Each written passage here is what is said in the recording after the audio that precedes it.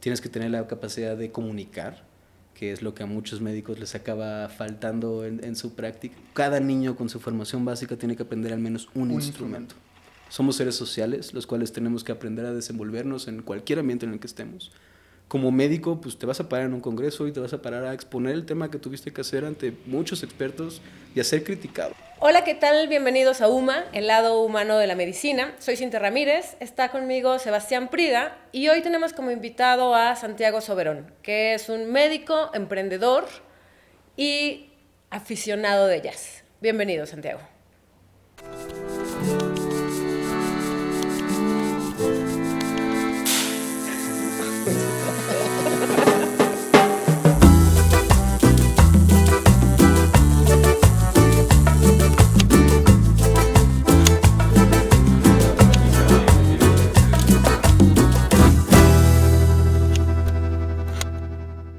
Santi, eres doctor, emprendedor, dueño de una clínica, también por ahí un bar de jazz. Muchísimas gracias por estar aquí con nosotros. ¿Por qué no empezamos platicando un poquito de cómo empezó esta pasión por la música? Es un tema extremadamente importante para mí, como creo que lo es para todos. Desde mi perspectiva, y escuché recientemente una frase bastante bonita de que la música es la primera experiencia de arte que tenemos cuando nos empezamos a formar, ¿no? Desde el útero que estamos dentro de nuestra madre, la capacidad de escuchar su ritmo y el latido que tiene su corazón empieza a influenciarlo, pues nuestra sensación que tenemos con el ritmo, con las vibraciones y cómo estas dos se pueden sumar a una experiencia que podemos tener como personas, ¿no?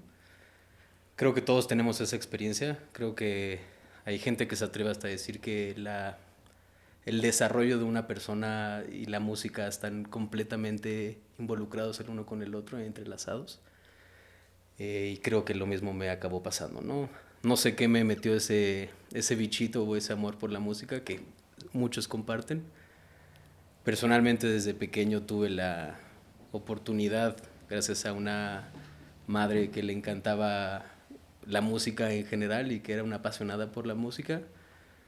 Mi infancia fue la de un hijo de un militar, el cual era viajar de puerto en puerto en carretera, irónicamente no en barco, 12 horas o más horas en carretera, en el cual la DJ era mi mamá, y teniendo la oportunidad de escuchar pues excelente música como lo era los Beatles, Alanis Morissette, ahora sí que demasiados exponentes, ¿no? Para no nombrar toda una lista, que pues algo hicieron en mí, ¿no? Algo generaron de pasión, al grado que desde chiquito pues tengo videos de haciendo sentadillas, casi intentando bailar a Shakira.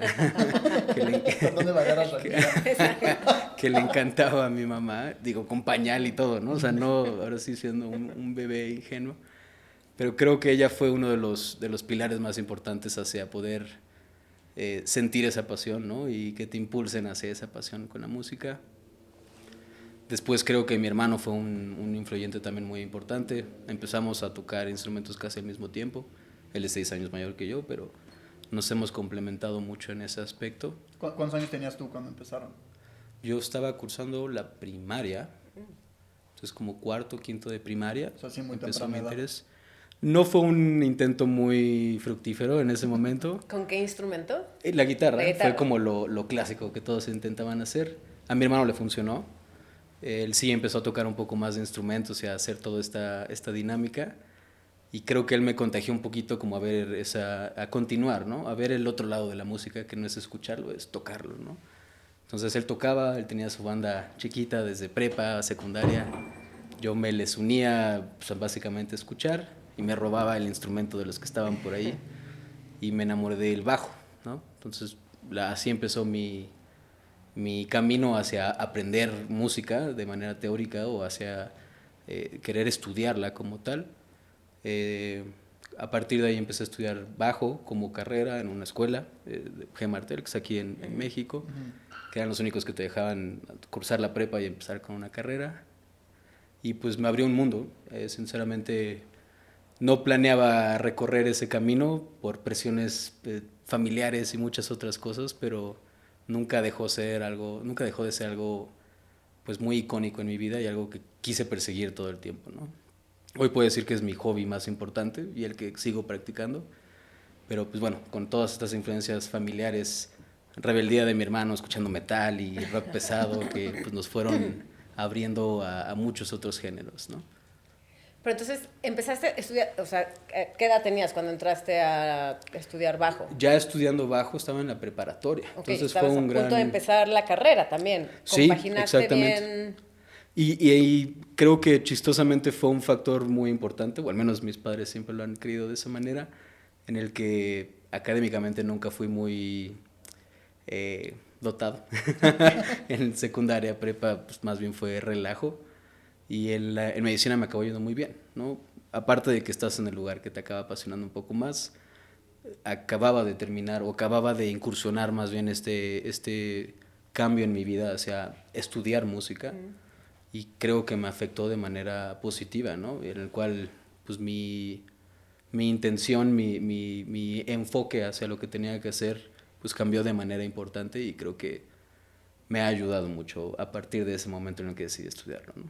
Oye, y en prepa, entrando a estudiar ya bien bajo, em, ¿hubo algún momento en el que sintieras como de a esto me quiero dedicar? ¿O cambiaste a medicina? ¿Cómo fue ese proceso? Fue un poco difícil porque la misma carrera y lo que me hizo salir de esta misma carrera fue a lo que hoy me dedico, que es los temas administrativos. Ujú. En la carrera, pues como todo músico, y creo que está muy bien, fue mucho enfoque hacia cómo producir un disco y cómo vender tu disco y cómo estas cosas. También en una época en la que se estaba digitalizando mucho, entonces era como un disco, no sé si ahora estamos en la época de producir discos, ¿no? Y mi amor era por aprender teoría, ¿no? Yo quería tocar y quería solfear y poder hacer un poquito más de entrenamiento auditivo, otro tipo de cosas que realmente no eran el core de lo que acababas haciendo ahí. Sí lo era, pero siempre habían tareas administrativas o de otro tipo de índole que no, en el momento no me llamaba la atención. Como todo, pues es también una discusión familiar hacia a dónde vamos, en dónde tienes apoyo, en dónde van a hacer ese tipo de cosas. Mis padres siendo muy conservadores, pues siempre fue el cuidado con ese camino, ¿no? No fue un no O sea, fue como rotundo. úsalo como de hobby, pero Exactamente. profesionalmente... Creo esa fue su forma de conquistarme y fue como el estudié otra cosa. Me encantaban las ciencias desde siempre, que estudié ingeniería química antes, acabé siendo médico. Pero a pesar de todo esto, mis padres siempre fueron muy de, a ver, no lo dejes, te está ayudando y te está haciendo cosas buenas, pero te recomendamos tomar otro camino, ¿no? Entonces, eh, fue una decisión difícil, o sea, en algún momento sí pasó por mi cabeza, pero te puedo decir que hoy soy feliz con lo que estoy haciendo. Tus sueños de alguna manera, de todas maneras, se acaban cumpliendo de una u otra manera si realmente es lo que quieres hacer y pues hoy estoy orgulloso de tener algo que ver con la música, ¿no? Claro, nunca abandonaste la música. O sea, Nunca. pasaste por la carrera de Correcto. medicina, pero la música siempre estuvo ahí. Desde primer semestre formé mi banda. Ah, ¿en serio? Con músicos, con médicos que estaban Con ahí médicos, ¿y cómo cursando. se llamaba la banda? De todo, o sea, cambiamos Las casi. letritas, así. Sí, cada tontería que poníamos, al final era cada año tocábamos como en el show de la escuela, ¿no? Que se hacía anualmente. Y cada uno de esos años cambiábamos nombre por ponerle algo más chistoso al siguiente, ¿no? Nunca con una seriedad de somos tal, ¿no? También porque pues siempre van saliendo gente, va entrando gente, es algo muy dinámico hacia... Pues lo importante es tener la disponibilidad y las ganas de tocar, ¿no? Reunirse con alguien es complejo. Y ahora hablar de tocar específicamente bajo, te quisiera hacer esta pregunta. ¿La música qué es más? ¿De escucharla o sentirla? Y lo digo porque el bajo se siente. De acuerdo. O sea, sientes la vibración, o sea, se siente ese... Exacto. ¿Para ti qué es? Creo que hay de las dos. O sea, creo que lo hermoso de ir a un concierto en vivo es que puedes vivir esa vibración. Creo que la vibración, como lo sabemos médicamente, pues también es una sinergia de estímulos, ¿no? Son dos estímulos a la vez, no solamente el auditivo, sino el tacto que te acaba llevando a esa presión que estás sintiendo con los cambios o fluctuaciones en la vibración, ¿no? Mi amor al bajo va por ahí, ¿no? O sea, el bajo es un instrumento que no solo escuchas, lo sientes, ¿no? Lo retumba una sala que tiene un buen bajo como percusiones o como otro tipo de estas cosas, ¿no? Pero yo soy mucho de sentir la música, por el simple hecho de que al sentirla quiere decir que estás combinando los dos estímulos, ¿no? Y con estas influencias tempranas de Beatles, Shakira, ¿tienes Mucha variedad. mucha variedad? No, es muy enriquecedor. Sí, sí. ¿Hay algún estilo musical por el que te decantes? Hoy en día no, hoy en día tengo mis tendencias, creo que todos tenemos fases y épocas en las que, oye, me gustó más esto, sale un nuevo grupo, sale un disco que te gustó, que te empieza a mover ese tipo de cosas. Hoy soy parte de un proyecto que se enfoca mucho a muchos géneros musicales, empezando por el jazz, ¿no? Que puedo decir que es uno de mis géneros favoritos. En la extensión de lo que es jazz, platicaremos un poquito más de esto seguramente, pero no me decanto por algo, creo que todos son formas de expresarnos, creo que los diferentes géneros tienen set and setting, ¿no? Que dicen, hay una circunstancia y hay un lugar en el cual las cosas hacen sentido, y creo más en eso, ¿no? En la adaptabilidad de la circunstancia con la música adecuada que se tiene que escuchar, ¿no? No soy particularmente amante de algunos géneros, pero entiendo que para la fiesta pueden ser muy Para bailar recurridas. están buenos y para la fiesta. Oye, y hablando específicamente de este bar que se llama Parker en Lenox, cuéntanos un poquito la historia, o sea, porque digo, pasaste de primero escuchar música que te apasionara, bla, bla, bla, luego de ahí tocar un instrumento y tocar varios, también la guitarra, ¿no? Y luego de ahí, años después, el tener tu propio bar, que no solamente es de jazz, pero ¿cómo fue ese proceso de llegar a ese punto? Fue una historia chistosa en su momento. El bar existía, el bar es un lugar que ya era reconocido como uno de los lugares icónicos de jazz en México. No soy alguien tan fiestero o de otro tipo de ambientes más que ir a escuchar música en vivo, eso es lo que puedo hacer en una noche. Y era un lugar al cual yo frecuentaba bastante, ¿no?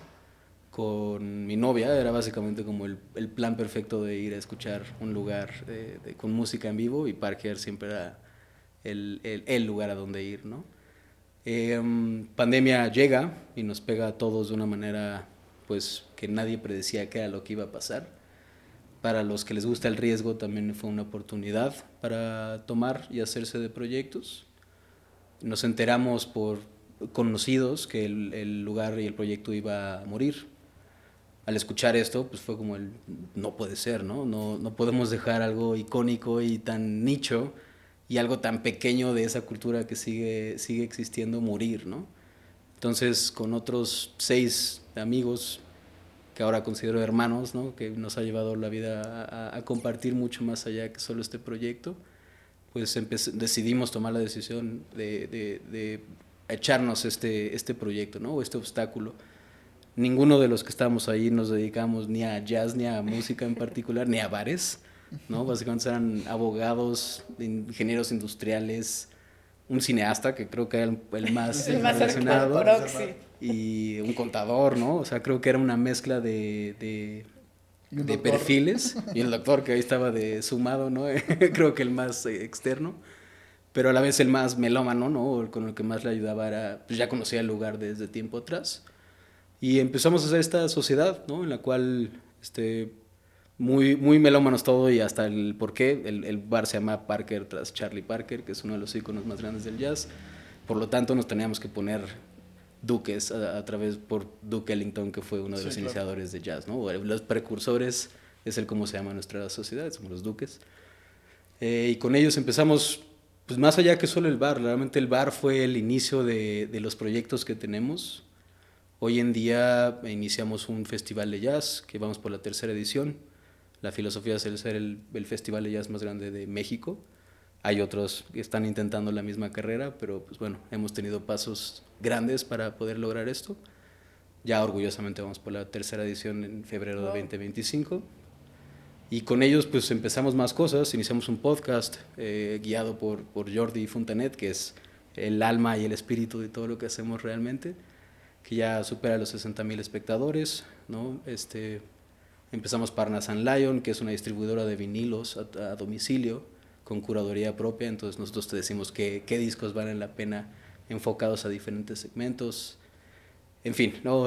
Hicimos todo un complejo más bien, o un consorcio de proyectos, los cuales pues hoy lo ponemos una túnica encima de ellos, una manta, como un movimiento al que le llamamos not a bot, ¿no? No un robot, básicamente. Sí, sí, sí. Y enfocado a lo que dices, no nos cerramos al jazz, más bien es música nicho, la cual no tiene el mismo golpe ahorita que los 5 géneros más escuchados, ¿no? Spotify sacó unas métricas específicas acerca de qué géneros se escuchan, cuántos se escuchan, y pues se sabe que el 100% de sus usuarios escuchan menos del 5% de su biblioteca, ¿no? Entonces escuchamos reggaetón, K-pop y algunas otras variantes de esas Qué dos duro. en la mayoría de las ocasiones, ¿no? Esto no quiere decir que no haya un público y que no haya gente interesada en los demás nichos. Creo que implica un poco más de educación también y de apertura mental, ¿no? A querer exponerse un poquito más a otros géneros, ¿no? No cerrarse. Escucho mucho no, es que el jazz es muy complejo. Nuestra visión de jazz no es esa estructura que tanto conocemos, o escuchar a Charlie Parker o a los grandes íconos que podemos encontrar en el jazz, sino que el jazz ha migrado mucho de lo que antes se conocía a lo que nosotros queremos interpretar como tal hoy. Oye, y hablando del jazz, y ya quizá desde la perspectiva de un músico, ¿qué es lo que te llama la atención de ese género? Creo que se relaciona mucho a lo que intento comentar ahorita, nuestra percepción de lo que es el jazz. El jazz era un estándar, el jazz era una forma de tocar, el jazz era una estructura en la cual tiene escalas, tiene una forma clásica de hacerse. El jazz pues, se crea en siglos XIX en una colonia francesa dentro de Estados Unidos, ¿no? O sea, es una mezcla, el jazz es el producto de una mezcla cultural inmensa, ¿no? De todos lados donde nos podemos imaginar, ritmos africanos, influencia latina, con los mismos instrumentos que podemos encontrar. Y chistosamente esa creación o ese producto que se hizo regresó de donde venían las influencias, ¿no? Regresó a África, regresó a Latinoamérica, se crea el bossa nova, Latin jazz, muchas variantes de lo que hoy conocemos como jazz. Y lo que migró más importante, y es mi interés completo hacia esto, es la improvisación, ¿no? Realmente jazz lo podemos categorizar en eso, en la capacidad que se tiene de improvisar en la circunstancia. El hecho de que no escuchamos la misma canción 2 veces, ¿no? El hecho de que la persona que está haciendo la interpretación, aunque sea una canción conocida para todos en las que podemos compartir el coro, su solo va a ser su solo de ese momento y en ese lugar con ese instrumento, ¿no? Entonces creo que eso es una forma de vivir una experiencia única, pero sin perder lo familiar que podemos tener hacia el gusto de una pieza, ¿no? Claro, y hay historias padrísimas del jazz. Está la de Miles Davis y Herbie Hancock tocando So What, ¿no? Que Hancock está haciendo sus últimos acordes, se equivoca, voltea a ver a Miles Davis así como... Sí, sí, sí. ¿No? Pero Miles Davis lo que hace lo retoma, ¿no? Y cambia completamente y hace una obra de arte. Entonces, en lugar de ver un error, vio una oportunidad. Exactamente. Exactamente. Y ahora, eso no está muy lejos de lo que haces en medicina, ¿no? O sea, totalmente. No es que se improvise en medicina, pues, pero que hay como que pensar en vivo y enfrentar el potencial error y darle la vuelta. Totalmente. Creo que sí existe esa relación. A veces nos gusta pensar que el médico es un ser perfecto que sabe todo lo que nos está haciendo. La realidad desde este lado es que a veces no sabe lo que estás haciendo, ¿no?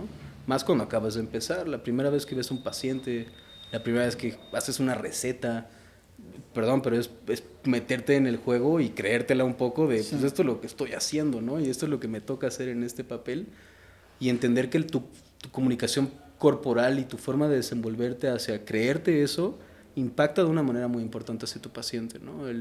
Que la gente huele esa inseguridad, ¿no? Y cuando alguien está medio dudoso de lo que me está diciendo, sí o no, creo en la honestidad como un valor vital, ¿no? Y hay que ser muy honestos hacia ese tipo de cosas, pero creo que el improvisar es parte esencial de la práctica médica y parte de un abordaje hacia un paciente, ¿no? Porque un abordaje no es, te veo 3 palabras, esto tienes, ¿no?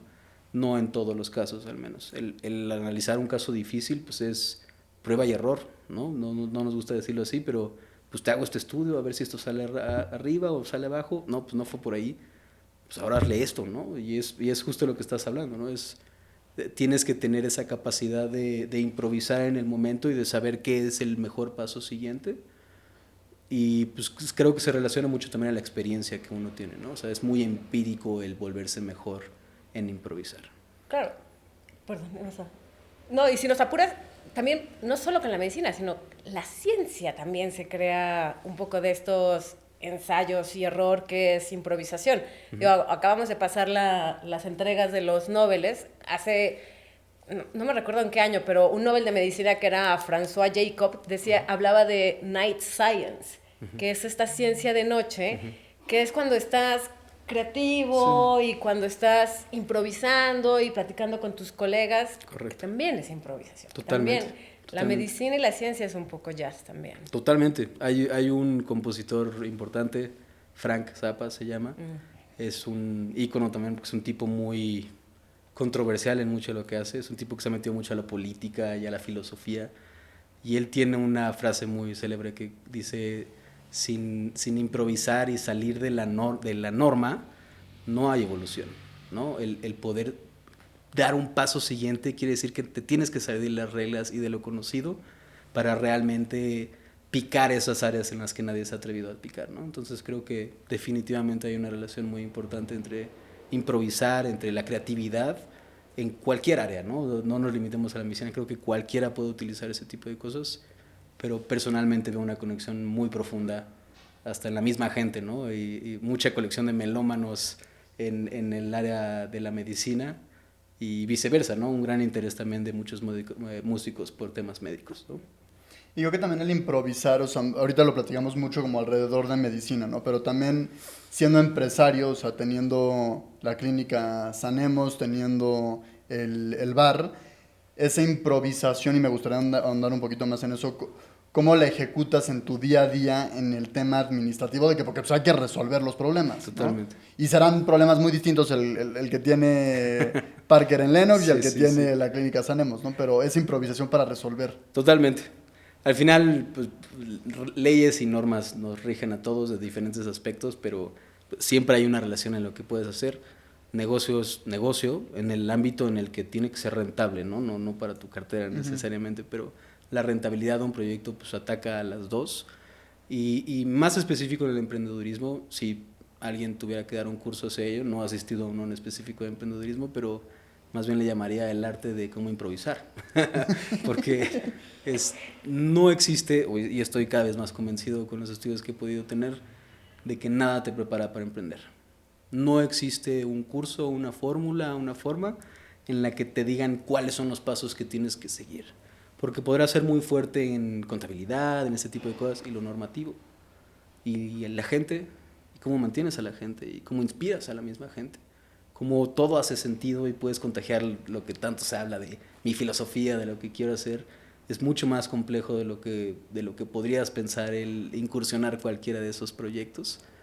Y creo que es esencial el que puedas improvisar en cualquiera de esas circunstancias, además de rodearte de la gente adecuada, ¿no? O sea, tampoco no solucionas todo improvisando, pero definitivamente hay que ser lo suficientemente creativo y ágil mentalmente como para poder enfrentarse a cualquiera de esos retos, ¿no? Creo que es una característica vital para un emprendedor. Claro, y pienso en la pregunta que Sebastián te hacía hace rato, ¿no? De esos emprendimientos, él la hacía respecto a la música, pero también es como para los emprendimientos. Los emprendimientos se piensan o se sienten. ¿Cuál fue el primer emprendimiento en el que subiste frente y dijiste, órale, me la echo? Yo creo que es mucho sentimiento. O sea, a ver, los números no mienten en muchas cosas, y no puedes plantear algo no viable con la tecnología existente o con no vamos a hacer que los changos vuelen, ¿no? Pero creo que hay muchas cosas en las cuales los proyectos más grandes que han existido en los últimos 20 años, cuando los escuchas en un inicio te van a decir, este tipo está loco, ¿de qué está hablando, no? SpaceX, ¿cómo le vas a ganar a la NASA en hacer cualquier este tipo de cosas? Y lo tuve también en mi perspectiva, ¿no? Desde mi cancha. Yo hice una maestría en el ITAM posteriormente, después de medicina, porque quería que la gente de otras áreas criticaran el proyecto que yo ya tenía en mente, ¿no? Y tuve muchas críticas al respecto de cómo se tenían que hacer. Muchas te sirven, a ver, tampoco te puedes cerrar y decir esto no funciona, hay que ser lo suficientemente abierto para tomar esos comentarios y aplicarlos de la mejor manera posible. pero creo que no hay una respuesta clara y no hay nadie que tenga tampoco esa visión tan grande de qué va a ser el futuro como para decirte tajantemente eso no va a funcionar o eso sí va a funcionar. Te pueden dar parámetros y por lo tanto pues es sentirlo, o sea, estás en un lugar correcto, estás haciendo lo correcto, hay un mercado, o sea, las bases siempre han estado ahí estructuradas, pero creo que es cosa de sentirlo, porque también cada vez creo que los proyectos son más allá que un business plan. Es la gente que está detrás del proyecto. O sea, lo más importante en lo que un inversionista debe de fijarse es quién está detrás del proyecto, porque los proyectos los forman las personas, ¿no? Entonces yo soy un ser apasionado de lo que hago y creo que eso convence también a la gente, ¿no? En la capacidad de vender tu sueño, de vender tu producto, involucra mucho que tú mismo te creas ese mismo sueño, ¿no? Y que lo puedas permear hacia la sociedad. No, definitivamente. O sea, el poder está en las personas, 100%, Definitivamente. ¿no? Oye, platicando un poquito del sentir, y quizá platicando un poco de cuando subes a un escenario y vas a tocar, me imagino que ese momento, digo, yo no soy músico, ¿no? Pero subiéndote al escenario, me imagino que antes de empezar tienes presión, estás nervioso, y no sé si ya cuando empiezas a tocar y ya empiezas a ejecutar, esa presión ya se disminuye porque ya te metes como en el flow de la música, pero me gustaría que nos contaras un poquito cómo es esa experiencia de antes de subirte al escenario, qué haces, y arriba en el escenario, ¿qué pasa? Pues hay rituales que cada quien se toma para lo que vas a hacer dentro de esto. Practicamos uno hace un ratito. y es pues, relajarte, ¿no? En la manera en la que sea posible, intentar perder ese nervio o ese miedo. Yo inicié como una persona con miedo al escenario, ¿no? O sea, con fobia al escenario, me atrevería a decir. Me gustan los retos, es parte de la filosofía que tengo, pero creo que es un mal necesario. ¿Cómo se siente?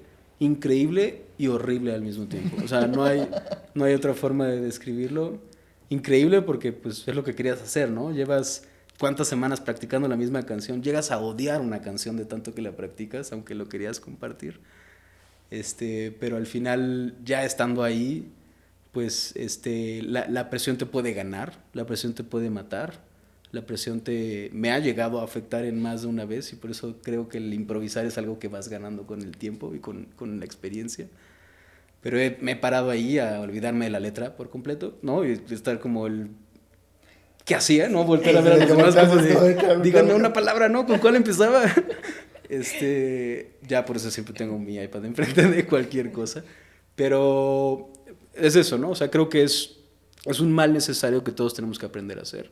Somos seres sociales, los cuales tenemos que aprender a desenvolvernos en cualquier ambiente en el que estemos. Como médico, pues te vas a parar en un congreso y te vas a parar a exponer el tema que tuviste que hacer ante muchos expertos y a ser criticado, ¿no? Creo que lo más bonito del tema médico es que pocos tienen la habilidad de criticarte y muchas veces como, sonó muy padre, ¿no? Exactamente. En el médico, pues ahí tienes a un consorcio ahí de médicos que te quieren destruir si dijiste algo polémico, ¿no? En la música, pues más bien es aplicar lo que decías, ¿no? Oye, la regué, pues continúa, ¿no? O sea, no, hay un bajista muy famoso que se llama Víctor Wooten que menciona que no hay nota incorrecta, ¿no? O sea, para él su filosofía es eso de que hay escalas y estas cosas, sí, muy padre tu teoría, no hay nota incorrecta, ¿no? Más bien es tú cómo la improvisas, tú cómo la interpretas, y si la cometiste ese error feliz que le llama, pues qué sigue después de eso, ¿no? Más bien importa más con qué complementas esa nota que acabas de tocar en teoría mal, o sea, lo que haces después, más que el puro evento de haber tocado esto, ¿no? Y como les comentaba, en temas de filosofía, pues creo mucho en el estoicismo, ¿no? Hay un excelente libro de Ryan Holiday, se llama, que es El obstáculo es el camino, ¿no? The obstacle is the way. Creo que enfrentarse a ese tipo de situaciones es un obstáculo el cual todos tenemos ese nervio de pararse y estar en ese punto, pero eso también te hace más grande y te hace crecer, ¿no? Enfrentarse a ese obstáculo y sobrepasar ese obstáculo, creo que es una de las cosas más importantes que tenemos que aprender a hacer como humanos, ¿no? Además de que te va a ayudar a tener mejores habilidades sociales y la capacidad de desenvolverte en casi cualquier entorno, ¿no? Si lo puedes hacer enfrente de 100 personas, enfrente de 4 o 5, pues cada vez es más fácil. Claro, y utilizas las mismas herramientas cuando estás de estos obstáculos cuando estás frente a un escenario a cuando estás con un paciente o en un contexto médico? En algunas circunstancias, al final, el problema de lo médico es que hay una gama impresionante de escenarios a los cuales te puedes estar enfrentando, ¿no? No es lo mismo estar sacando un bebé y hacer reanimación neonatal básica, en donde más bien lo que te preocupa es si está el papá en la sala o si quién te está viendo para hacer esas cosas, o si está preocupado, si la mamá quiere ver a su bebé o cualquier otra cosa, contra pues, un adolescente que tiene algún problema de desarrollo, contra una persona con una discapacidad en específico o con una enfermedad terminal. O sea, al final el problema que nos enfrentamos a medicina es que hay una gama infinita de... La especialización nos ayuda a reducir esos escenarios, a volvernos mejores en ellos, pero creo que las habilidades sociales que tienes que desarrollar son las mismas, ¿no? Al final tienes que tener la capacidad de comunicar, que es lo que a muchos médicos les acaba faltando en su práctica. Hay gente que son genios reales en la capacidad de abstraer, en la capacidad que tienen de ejecutar muchas cosas, pero malas habilidades sociales, ¿no? Y no nos las enseñan en nuestra formación como médicos tan específico. Creo que no es algo tan fácil de enseñar tampoco, pero creo que obligándote a tener este tipo de experiencias te hará mejor en tu toma de decisiones y en cómo te desenvuelves como médico, ¿no? Una optativa de jazz para el programa de medicina. Había, por lo menos en mi universidad, digo, no de jazz, pero sí había una de apreciación musical. Bueno. En la mía no me tocó eso, pero recientemente estuve en Austria, tuve la capacidad de visitar y me encantó la idea de que en Austria es casi ley que cada niño con su formación básica tiene que aprender al menos un instrumento. Entonces, ¿cómo cambiaría nuestra sociedad si tuviéramos ese tipo de reglas, ese tipo de apreciación musical, obviamente, y de necesidad por compartir lo que hacemos, ¿no? Creo que nos haría mejores seres humanos y seres más sociales el compartir eso. Definitivamente. Y hablando justo de experiencias, al principio contando tu historia, hiciste esta explicación de que cuando estás en el útero, tienes estas vibraciones, el latido del corazón materno.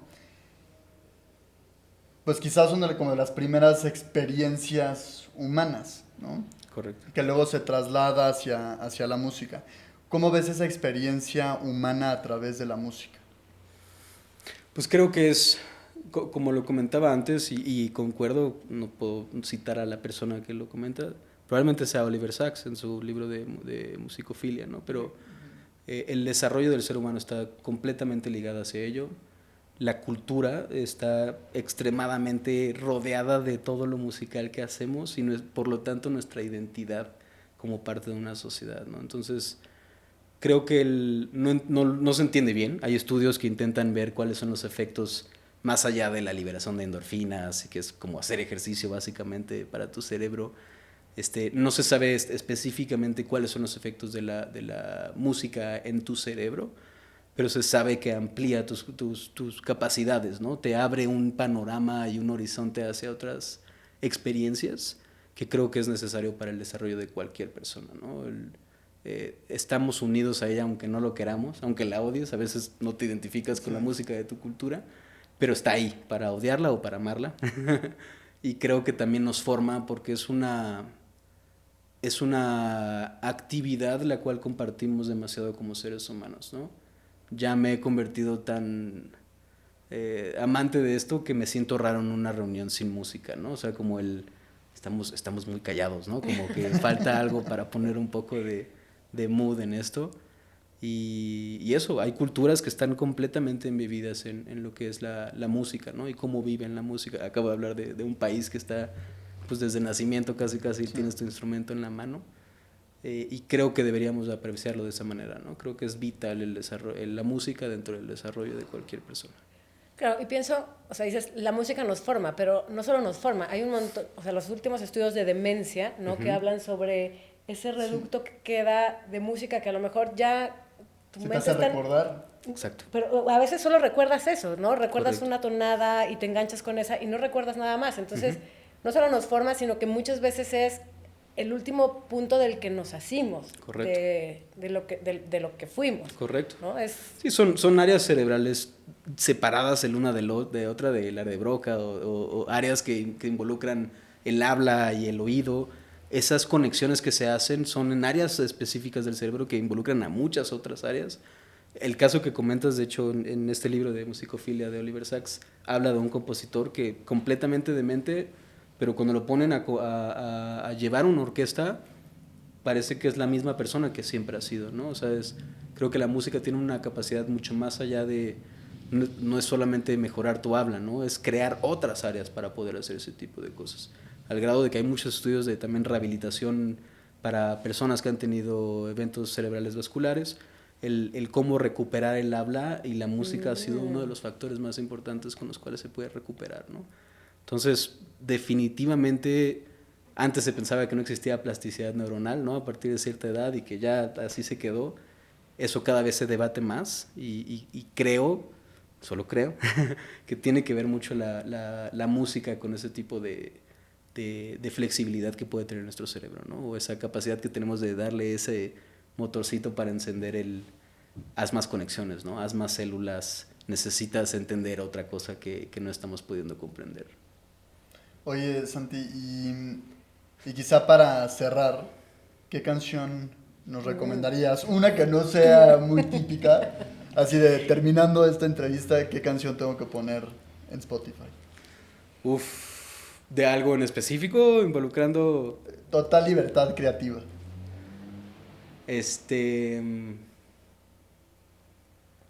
Me iría por una canción que particularmente a mí me cambió mi perspectiva de lo que era el jazz. Chico, ¿no? Creo que fue mi primer exponente de un artista que se llama Sonny Rollins. No es un tipo tan conocido. Y se llama Sturdy Road, ¿no? La canción que él toca. Para mí fue una cachetada de realidad, ¿no? El poder escuchar qué es esto, ¿no? ¿Qué está tocando? ¿Qué está haciendo con la música?